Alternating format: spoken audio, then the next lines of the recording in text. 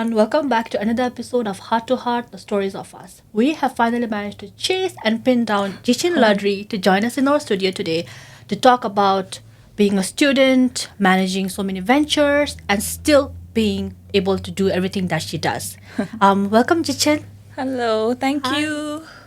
Jeechen, first of all, tell me about what has it been like moving so far away from home and still being able to do so much and still being able to do as much as you have done.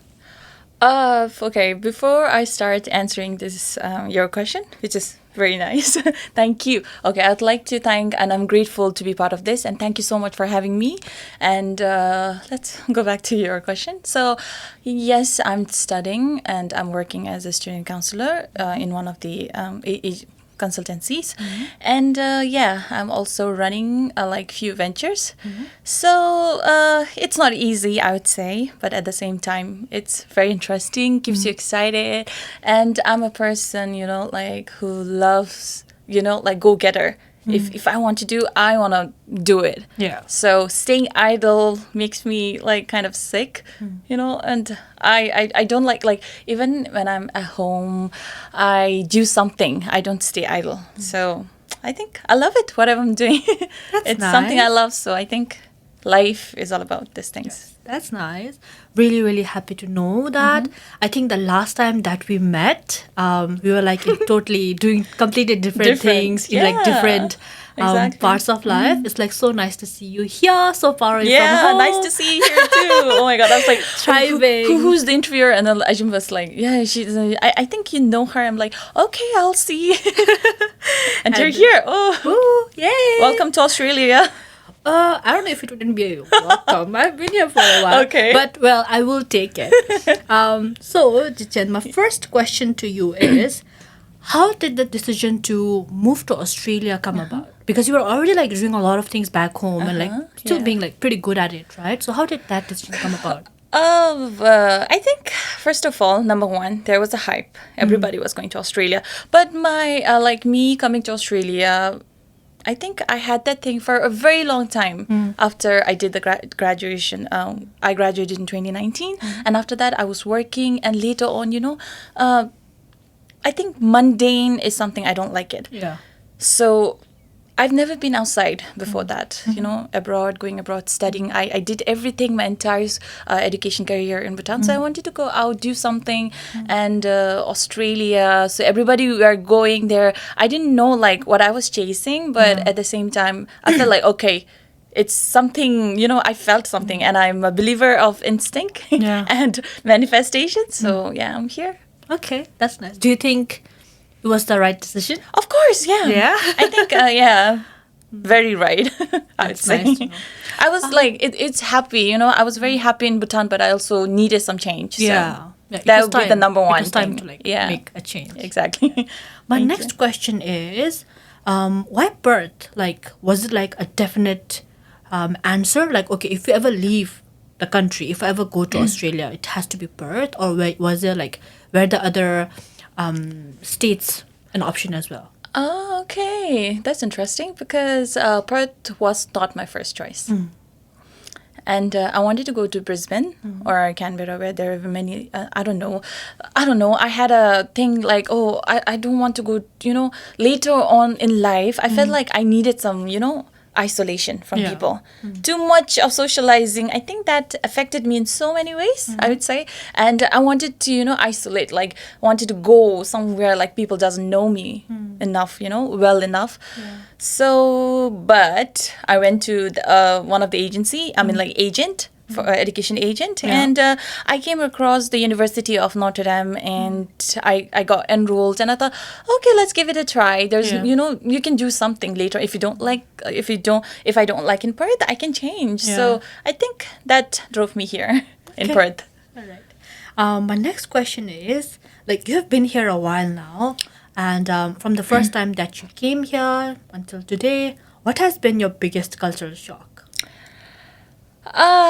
There wasn't, things like culture shock for me because I know, like, different country. It's a whole totally different country. Yeah. And each country has its unique culture. So it was coming from me. Yeah. You know, like, oh, okay, I would watch YouTube about Perth, you know, Yeah. the malls, you know, how people react, what's their originality. I do a little bit of research before I go anywhere or do anything. So I think that helped me to know, okay, this is that is how you should behave. This is how they approach you. Yeah. This is their language. If they look at you that way, it means that thing, you know. So it wasn't a big culture shock that affected me, but I think everything was coming, so I was prepared. Okay, that's nice.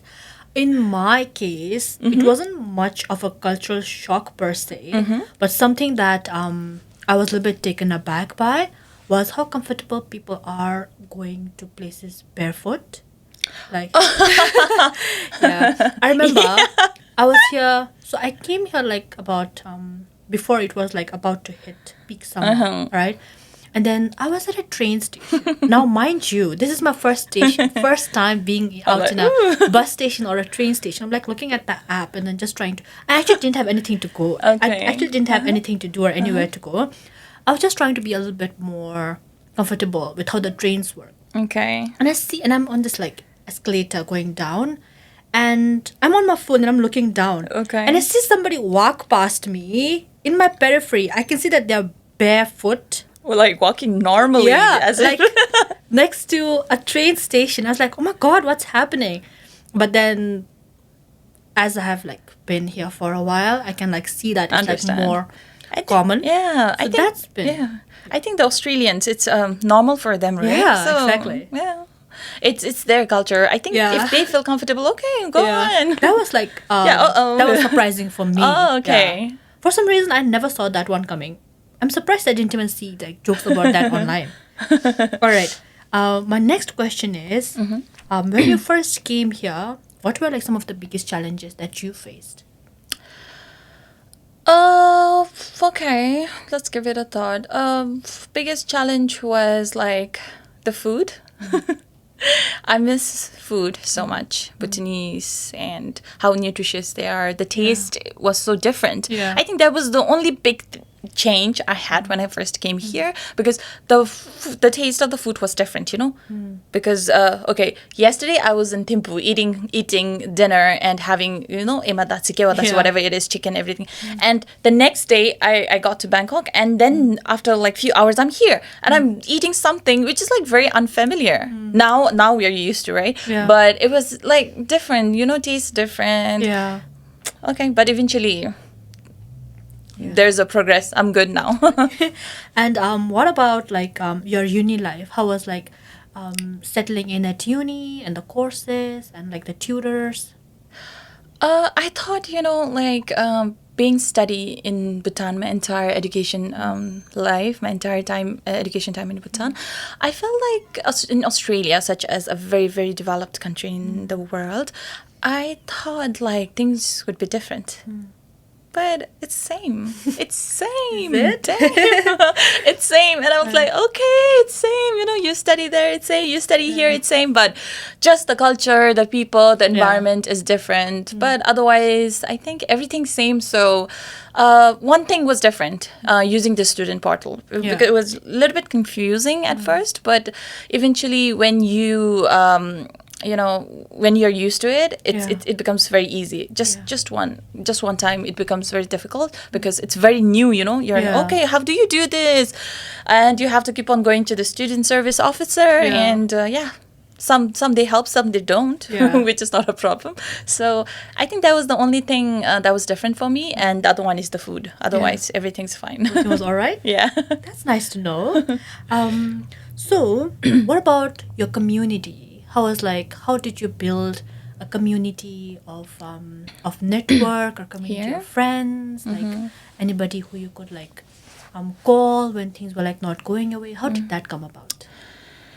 I think I grew up some, you know, like independently my entire life. So I most of the time I do not depend on someone else, like how I feel, or if I want to talk to, of course I talk with my, spend time with my siblings, video call and everything. But when I first came here, I do have a lot of community, friends and people I know in Bhutan, a lot of them. You go here, I know someone else, just walk by the street, okay, how are you? Okay, so that's it. So when I first came here, I got a great opportunity to be part of Association of Bhutanese in Perth. So as soon as I got here, I got that opportunity and I grabbed it and I became the treasurer for that fiscal year of 2023 till half year of 2024. So in that moment, I could help so many people, like, not like help, like financially or something like that, but to be there for someone who needs when they're in help. So not me, my entire team, ABPI, the entire team, the president, the GS, everyone were there. So it was a great thing for me because I was still indulged or, with the community people, and I had a really great time. I got to meet so many amazing people, and I believe that you meet like different people, individuals. Everybody has their unique circumstances, their uniqueness, and every time I meet people, I learn something from them. As being an individual who has been independent, living independent for a very long time, strong, everybody consider me as a strong, but sometimes I don't think so. But, what I believe, and as an individual, as myself, I believe that you meet people for a reason, and from every individual, it's in your hand to make them your worst enemy or make them a teacher in your life where you got to, learn a lesson. And next time you don't repeat it, so I met so many amazing individuals in the community, and being a part of this, especially Perth, where there are lots of Bhutanese, highest number of Bhutanese in Australia. It was amazing. Oh, that's like so sweet. Yeah, and I want to go, I want to be part of the ABPI again soon. Yes, hopefully. Hopefully you'll be president one day. Who knows? Okay, I want to be a president very soon. I'd vote for you. Really? Yeah, you have my vote, definitely. Yeah, I always had that thing, I want to be part of it again, but right now I want to take it slow. I need to learn so many things, and I won't just join because I'll get vote. I'll okay, I'll do this, I'll do that. I think that's not the someone who is looked up to should say things like that. You if you say it, you do it. So that's my motto. That's nice. That's nice to hear, Jeechen. Thank you. I'm actually rooting for you. Let me know if you ever run. You have my vote. Okay. And not sure, but I'm looking forward to. Not hopefully. as a president, maybe a member of the At least a ABPI, stakeholder, right? Somebody. I like it. That's nice to know. I've actually never met anybody from who ABPI. I have met people from ABPI, but I've never met anybody who said who told me that they want to be a stakeholder at ABPI. Okay. But I really admire the intent, because when you say that you want to be a member of a community like this, what it tells me is that you want to give back to the community, the Bhutanese community at least. It's not just Bhutanese. Like anyone in my life, if they need help, any kind of help, I might not be a great help, but at least, I'll be there to listen to. I'll be your ear, all my ears are to you. So just like small things, if you can give back to someone, it's a big thing for me. So being a part of a community where I have already been, I know the strategies, I know what's going on, what you have to do or how you do it. I have a little bit of knowledge. There's a lot of things I need to learn, but I want to be part of it again. Okay, that's nice. That's really sweet to know. Thank you. Then my next question is, what was the first job that you did when you first came here? Okay, not to lie, to be brutally honest, I did some cleaning. Okay. Yeah, I'm very fast. That's nice. Yeah, I think people view me as someone who doesn't know how to, do the household chores, but I'm perfect. That's nice. I'm very good with cleaning, and there were some times when my co-worker, he was a guy, and he was like, "Oh my God, you're so fast, and I do it perfectly. It has to be very perfect." And it was fun. Cleaning is fun. Yeah, it is tiring. It is tiring, but God. it is fun. It is better than any job. True. Oh my God. It is such a underrated job, to be honest. Exactly. Like, Like, so crucial. it's fun. Like, it's fun. True. You know? I like it. Yeah. And the other job I did was, I'm still doing now as a counselor at one of the education consultancies. So it's fun. I like picking up from where you said, like what you said about cleaning. I actually love cleaning my house. You know, that every chance I have, especially my living room, my partner hates to see me coming. Like, I'm always like every other weekend when I have a time off, I'm like telling him to like help me move, because I'm not doing like most of the work. I'm just like telling him to move things around. So I'm like always having him like move things around, clean up a little bit, get me the vacuum now. And I recently got brand new Dyson because I thought that it was going to be more fun. I had like a Hoover one before. Okay. But then, like I told you, I love cleaning. So I was like, got a new one, got like some new things for the kitchen as well. And he's like, you don't even use it. But I'm like, that's not the point. I have new cleaning gadgets. exactly. That's the point. Yeah, so cleaning is my hobby. So if be it every Saturday I have to clean the entire house. That's And I don't let amazing. my boyfriend do it because he's like just the surface, you know, Yeah. and like, okay, no worries, I'll do it. Yeah. And I love it. I just listen to music or I do, you know, I think about something else, what I'm going to do next, but I'll be cleaning. So I love it, cleaning. Oh my God. I feel like if you are somebody who enjoys it, it is like such a good industry to therapy. make money off of, to be honest. As a you know, to give a job in it for the cleaning? No, like for people who enjoy cleaning, Okay. I feel like if you enjoy it and if you would like to do it commercially, it's like a really good industry. Yeah, you can make a lot of money from it. Sadly, I'm the kind of cleaner who just like who's good at cleaning at home. If I did it commercially, I'm sure I'll be like out of a job like the next hour. Because like you said you're like really good at like getting the whole thing done. Yeah, I but have to I do don't it. think I'd be good at it. That's like really sad. I know. You know, when I started cleaning other people's houses, I was still working in the education consultancy. Oh, I wanted to do wow. something different. Like, Wow. you know, I've been socializing with people so much. I need to do something, you know, Yes. something. I wanted to do cleaning. So Yeah. I just joined Oh my cleaning. God, Yes. that's so and cool. right after the cleaning, I used to go to my work. consultancy? You know, I wanted to Oh. do something different. Not True. No, I'm not a understand. mundane people. Sometimes you're like, I have not been learning anything new for a while. Maybe let's try something new. Let's Exactly. like go out of our comfort zone to like challenge yourself. You That's, know like, it really until you know it, admirable. right? I want to like keep my foot in everywhere. I want True. to know. That's literally so admirable. Thank you. My next question is, how has living in Australia changed you as a person? As a person, less impatient. I don't know. I was never like this, you know, like, I think I had a good amount of patience, but now, like, it's zero. Like, I need to calm myself. Okay, Jitin, it's okay. Take it slow, calm down, you know, because I've been dealing with lots of people in an education consultant. Lots of people come with their problems. We do it. Madam Dari Bena, Madam, please, Datora Bena. You know, okay, fine. But I also have lots of in my on my table right now. But I try to, you know, and I'm a person like, if someone tells me like that, I have to do it, you know, I can leave it like that. So even without breathing, I do it. And I think, you know, when this piles up, stake on stake and stake, I think that's where you, you know, like slowly you lose your patience. Yeah. I think that's the result of that. Okay. But I'm working on it. My next question is, let's talk about purple events, right? Oh. We have spoken Sure. about your work at your Yeah. consultancy and how even though it's rewarding, it's like Yeah. sometimes a little bit overwhelming, right? Now let's talk about purple events and how did that come about? And why purple? Why not pink? Okay, I'm ready to answer these questions. Okay. Oh my god, I love it. Purple, the wall are purple here. Anyways, so purple is my birth color. Purple. And I believe that whenever I wear purple, it gives me lots of positive energy.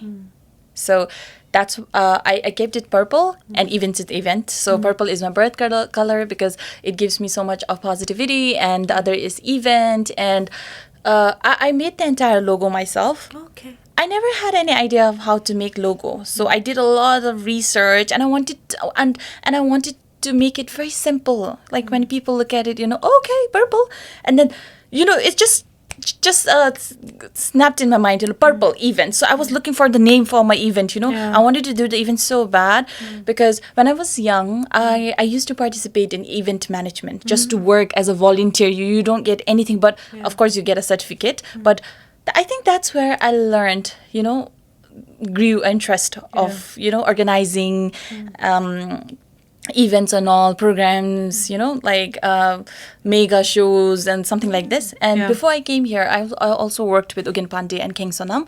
So they were singers. Pandey and who? King Sonam. Okay. Yeah. So I used to work at research for music center like that, so as a marketing, but also I love it because we used to meet lots of artists, work. It's a music research center, so it's amazing. So I think my interest grew from those things. But as well, when it comes to my purple events, it's very special to me, really. It comes from my heart, from every portions of cells in my body. Oh, that's so yeah. So cute. The slogan is crafting events as unique as you. So I believe in uniqueness, like I mentioned earlier. So every individual is unique in their own ways, and we should appreciate it, embrace it. So that's the slogan was very important for me. So the whole point, the logo, the name is very, very special for me. Okay. So my heart and soul. Okay, nice. My baby. My next question is, how did the idea to bring Bhutanese artists to Perth and to Australia, how did that idea even come about?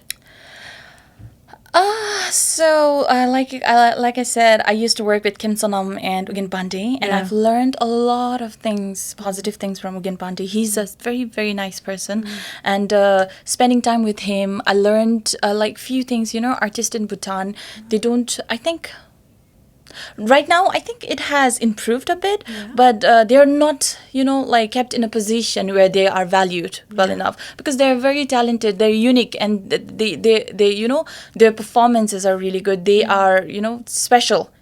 And they're holding that culture for Bhutan. And I could have just organized events for Nepalese famous or Indian, singers famous. But I really, really wanted to bring Bhutanese so that their level increases, so that they can earn something when they come here, because some of them, they're still laying behind, they don't have job. They do jam sessions and, singing here and there, which they might, I don't know how much they earn, but not that, so I just wanted to create a platform for artists to, so that they can earn something. They come here, they can enjoy, they go back.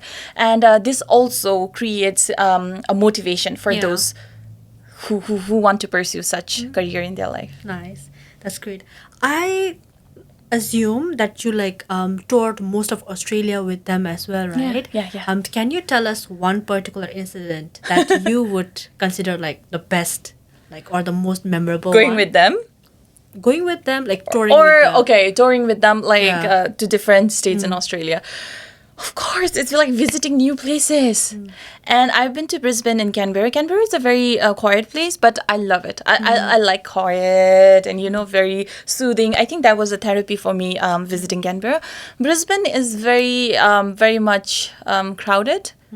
I like it. It's very big. The city, oh my God, the city lights are so perfect. So I think visiting new places.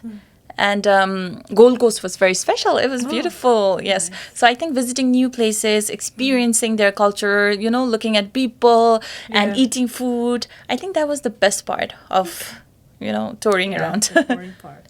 My next question is, how do you select the artists? Who to bring from Bhutan?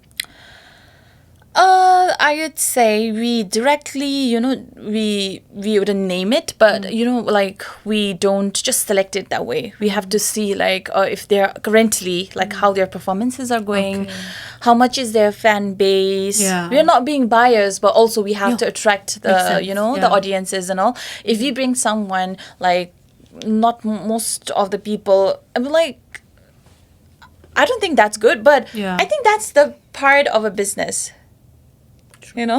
So I think I want to give chance to everybody eventually. So just want to bring like 5 each in purple each part. So I think that's how it works. Yeah.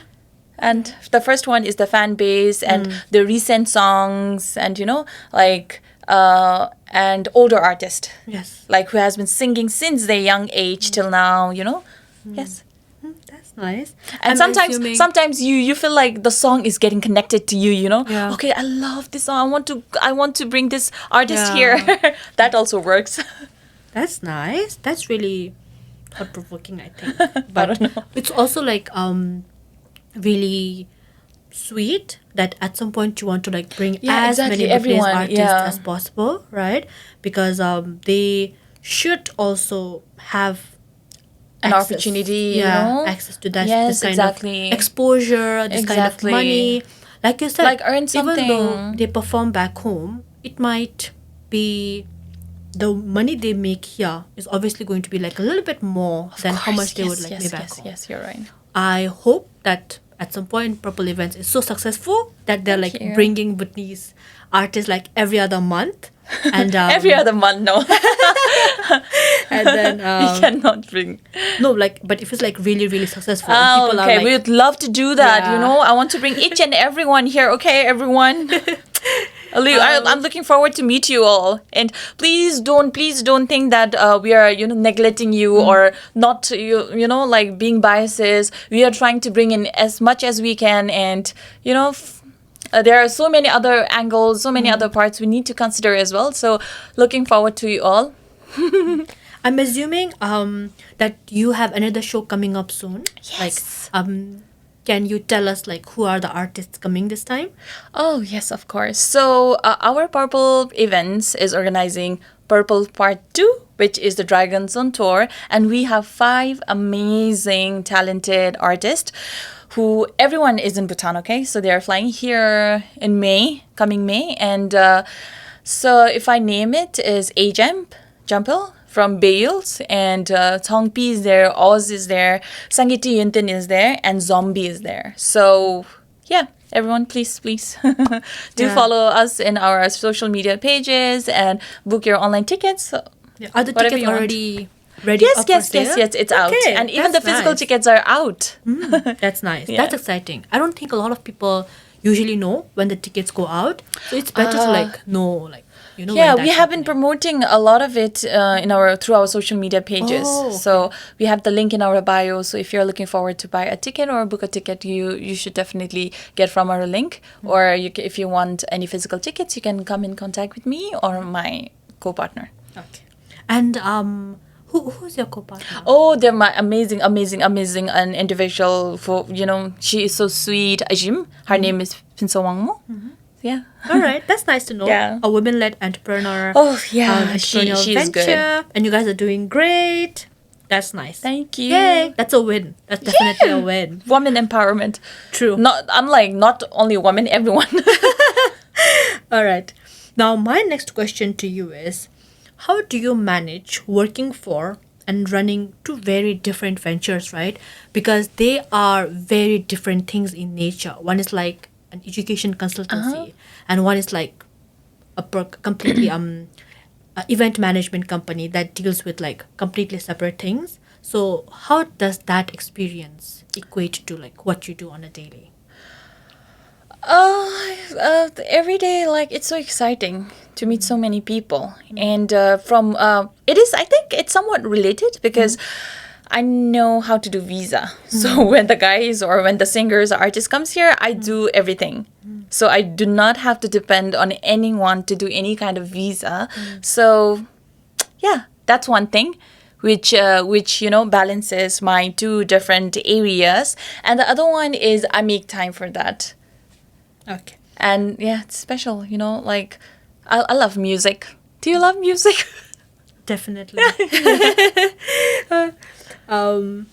Okay. My next question to you is, what do you think is the biggest misconception about the Bhutanese culture in Australia?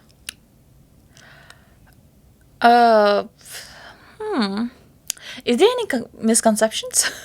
No, like somebody who works with so many people, do you think if there are any, or Okay. One thing just popped out right now. I think recently I saw a TikTok video. Like I think I don't remember the name, and I'm not supposed to do that as well. But it was a girl, and she posted that people Bhutanese in Australia, they do not help each other. Like I don't know. Like is that true? I personally have only like met like Bhutanese people I think who they have get like, jealous or something like that, and oh, it like it holds back people to share things if they're not feeling well. And I think that's why there are lots of people who are having a mental breakdown or Yeah. not feeling well. Yeah. You can't go and talk to someone else. Yeah. But I think that's one misconception, but I'm not sure like it is or it is not, because I've not been part of it, and I believe that there are many people who feels that. I heard when I first came here, but as the time goes by, I felt like there are people who listens to you, Yeah. and and please everyone help each other. Yeah. That's it. Yeah. Picking up on that, guys, ECU actually has, we had Dr. Sonam here earlier. Yeah. And then ECU actually is running a couple of mental health sessions. That's like they also have for people of color, especially from ethnic communities. They have like different therapists who are like, for a Bhutanese person, there's a Bhutanese therapist.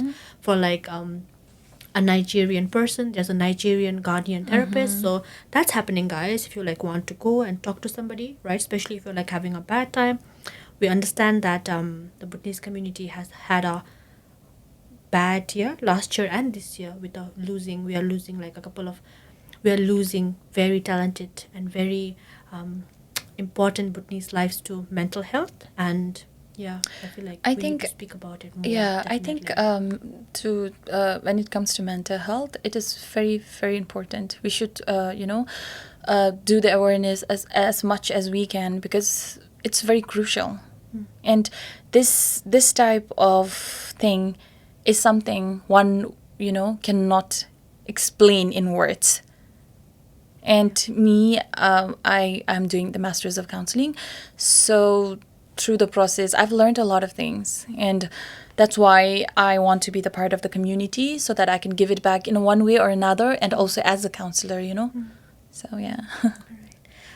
Picking up on that, adding more to that conversation. My next question to you, Jeechen, is what has been the toughest challenge for you in Australia, and how were you able to overcome it? So the toughest challenge, I would say, was not having someone you can trust, Not trust, like not having someone you can spend time and, share everything until I find my boyfriend. I found my boyfriend. So I think that was the only challenge, because I think I am a person who's passionate about love, and, it's very special for me, and taking care of someone. I think that kind of scenario wasn't there when I first came here, and now I'm very, very happy. Yeah. That's really nice to know, by the way. Before I go on to the next question, I'm really happy to hear you say that, especially because you tell me about you. What was the challenge? For me? Yeah. Oh my God. Yes, please. I hate sounding ungrateful, but because I have been very fortunate in that part of life, right? I've always had like really supportive people. I've always had the luck of being well taken care of and well liked, and that's something that I'm really grateful for. I don't want this to turn into another episode, because earlier I was speaking to Dr. Sonam, and then I answered this question for her as well. Okay. And I have been lucky in the way that I have sometimes been in the right rooms with access to the right people. That's why I haven't had the kind of experiences that usually international students have here, usually migrants have here. And that's something that I'm always grateful about. And just like you, as much as possible, I feel like as Bhutanese people, we should do our part to like at least, even if you're not like changing the life of a Bhutanese person, you're at least not making it harder. I know, one thing I would say, if you can't say a good thing to anyone, please don't open your mouth at all. True. that, you know what? Speaking of about that, social media has like made it so easy for people to pass negative comments, honestly. Oh my You have God. no That's idea. a whole big thing. We should have an Yeah. episode about it. You know, it's Yeah. different. Online bullying. Oh my God, harassment is Exactly. yeah. Yeah, that's something that I'm actually thinking of doing research paper on that about, because at some point we were thinking that after boomers, after millennials, after Gen X, the Gen Z particular generation is going to be like more empathetic, more kind. But then because of social media and how easy it is to hide behind an Exactly. account, people have become more cruel. You have no Totally. idea, or you might actually, because I you're like so do. much on social I media, do. how much people find it easy to comment on somebody's weight, to comment on somebody that someone is insecure about. I feel like True. that's something that you really have to unlearn, It's not important. If you don't have something nice to say, just move on. Yeah, Power just the practice. I mean, use your freedom of scrolling and not being the negative Nelly. yeah, exactly. You're totally 100 and 200 and 1,000% right on this. Like, you know, like when I go through the comments, it becomes, you know, like now, okay, what are they saying? You know, Yeah. it becomes it has been in our, you know, like it's now in our fingers to scroll and see, okay, Yeah. what is this person saying on that, you know? But I try to ignore this. I put my comment off. It's not going well. If Yeah. it's not coming well, That's good. and I would tell everyone, you know, if something is bugging you in social media, just try to control your screen time. You know, Yeah. just try to avoid it. You know, when it's been a very long time, I didn't go live. And now I think, I don't know, I don't go live for some reason. And Yeah. when I was back in Bhutan, when I used to go live, there were lots of comments coming in, you know, Yeah. which were like, oh, okay. But it doesn't bother me at all. I'm Yeah. that kind of person, you know. Oh, whatever you say, it doesn't matter. I know my life, what I'm Yeah. doing, you know, and I know what I've been through. I've experienced a lot of things. He doesn't know. He Yeah. doesn't pay my bills. So Yeah, why should I exactly. even care about it? And I'm like, and I can literally see all the comments. I'm like, okay. I just read it and I'm like, I'll pretend he's not there or she's not there. Yeah. It's like if you give chance to those people who come and talk to you, you know, bad, you know, and especially in bad area, and if you ignore them, they'll try. Yeah. They will keep on trying, you know, to get the attention Like, from during you. life? What? And in life, you know, they okay. keep on bugging you, you this, you that, you know, and eventually, lastly, if you keep on ignoring them, they will stop typing. Yeah. So that's the reason you just avoid them, you know, just avoid and move on, and don't give a damn to them. That's it then. My next question to you, as somebody who works with migration and students, is what are some common challenges that you think international students face here?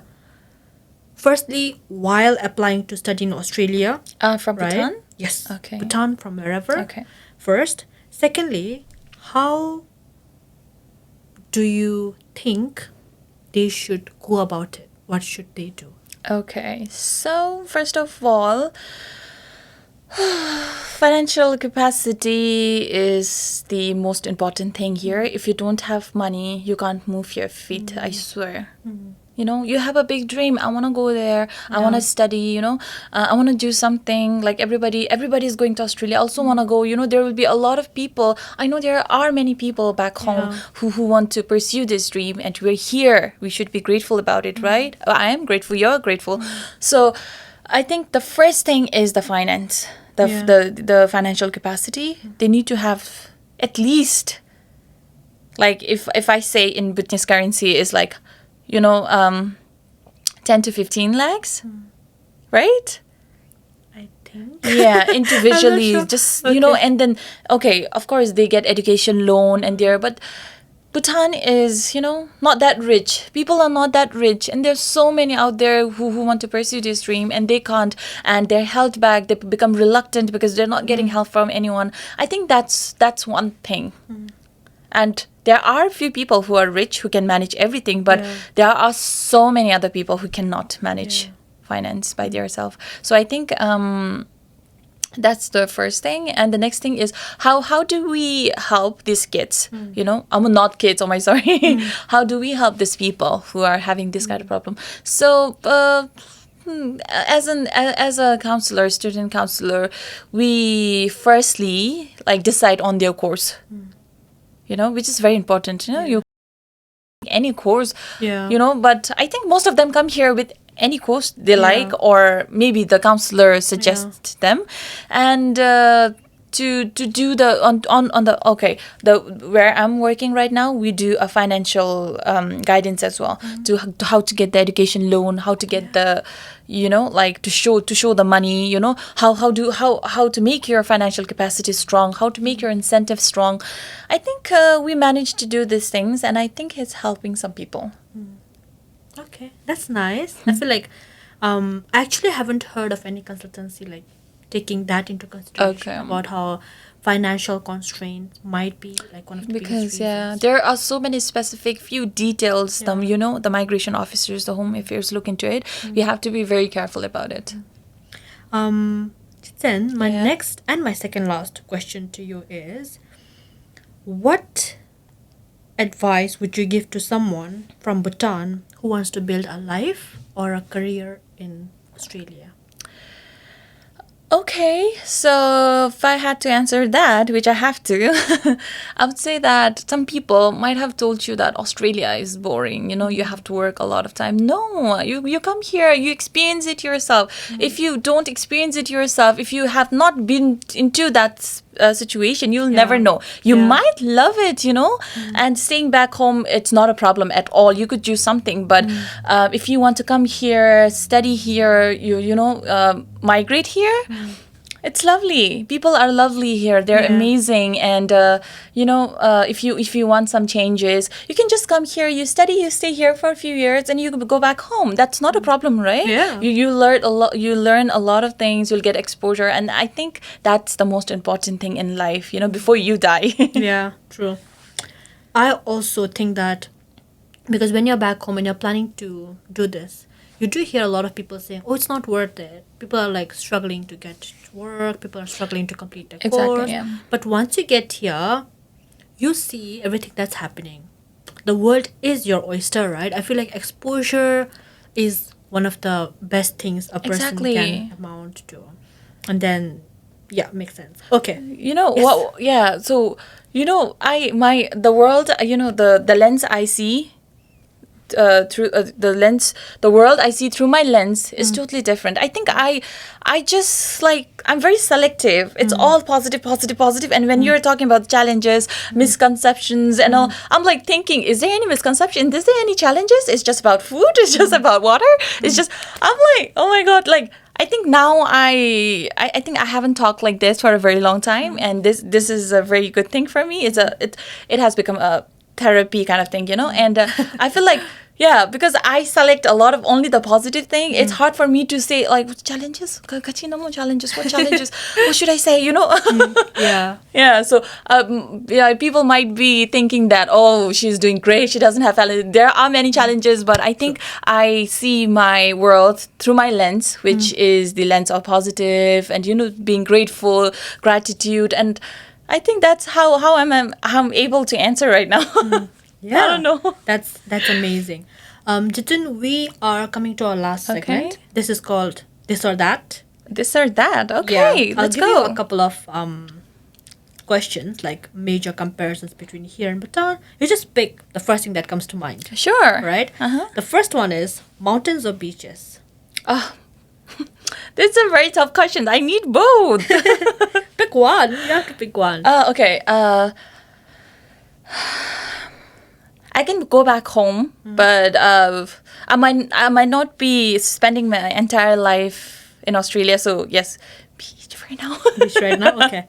Australian coffee or Bhutanese suja? I used to love suja, but now I'm more into coffee. So yeah, Australian coffee. A quiet day in Thimphu or a city adventure in the CBD? A quiet day in Thimphu. Vegemite on toast or emadati? Emadati, yes. Please. A cozy book night or a live music event? Live music event. Purple event. Kangaroo sighting or hike in Phobjika? Phobjika. Sunrise hike or sunset dinner? Sunset dinner. Aussie barbecue or Bhutanese tikam? Bhutanese tikam. Oh my god, you're so real. Yeah. Okay, Instagram or Facebook? Instagram. Hosting an event or attending one? Hosting an event. Spicy food or a sweet treat? Spicy food. Momos or apple pies? Oh my god, I'm literally Mama. Momo. I love Momo. Okay. Fresh fruits or dark chocolate? I think I'm neither interested in both. I'm not interested in fruits. I'm not interested in chocolates. Okay. Fruits is better. Okay. Australian seafood or Bhutanese kewadatsi? Bhutanese kawadasi, of course. Definitely. I don't eat seafood. Okay. Barbecued lamb or Bhutanese shakam? Of course, Shakam, you're like, oh my god, my mouth. I'm All hungry. And that is the end of Okay. our session. Thank you so much for coming, Jeechen. I have to say, it is really, really so nice to see you doing well in life. Thank you. Thriving, right? Exactly, Succeeding. thriving. I wish you more success, more prosperity. And I hope that the next time we meet, you have more stories to tell me about how well you're doing in life, right? One last message Yes. to everyone, to all the viewers. So I would say that I never thought, I would get to this point where I'm right now. I'm very grateful. I'm happy, and I would say that if you want to do something, you can do it, no matter what. There will be many, obstacles, many hurdles, but you can do it. And also remember that you cannot make everyone happy. Like I watch a lot of videos, to overcome things in my life. I watch positive videos, Sadhguru's videos and everything. So I would say that you cannot make everyone happy. This is not heaven. This is earth, this is world, and this is the reality. So move on, be happy, take care of your health, take care of your mental health, and please make sure that your loved ones hear you, that how much you care about them. It's today or tomorrow. Life is very uncertain, and your loved ones, people around you, they're special. Bye-bye. Thank you for having me. All right. Okay. All right, guys. That is the end of our episode 3 of season 2, Heart to Heart, the stories of us. If you haven't already liked and subscribed, we urge you to do so we can bring you more stories of us, of Bhutanese people that you would should know about. Thank you. Thank you so much.